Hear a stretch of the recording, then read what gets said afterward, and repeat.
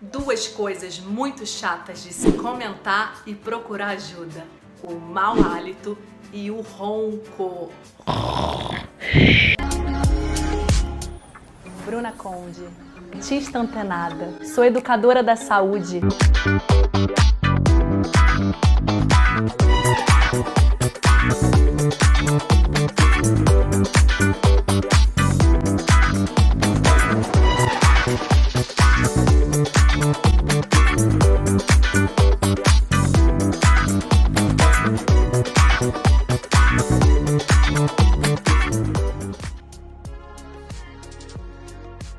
Sabia que esses dois tipos de problemas têm influência um com o outro? Esses dois tipos de problemas são muito constrangedores.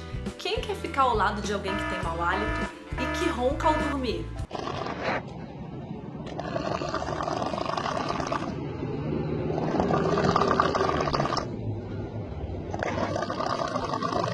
Ninguém. O problema é que as pessoas não procuram ajuda e vão deixando passar o tempo, pedindo para quem está do lado se acostumar. E não é bem assim, porque os dois têm tratamento. Quem ronca geralmente respira só pelo nariz e fica de boca aberta, o famoso respirador bucal. Ao dormir e ficar de boca aberta, a sua boca tem tendência a descamar mais ainda. E essa descamação serve para as bactérias se alimentarem e ajudar a formar os compostos sulfurados voláteis, aquele famoso cheiro e odor do mau hálito.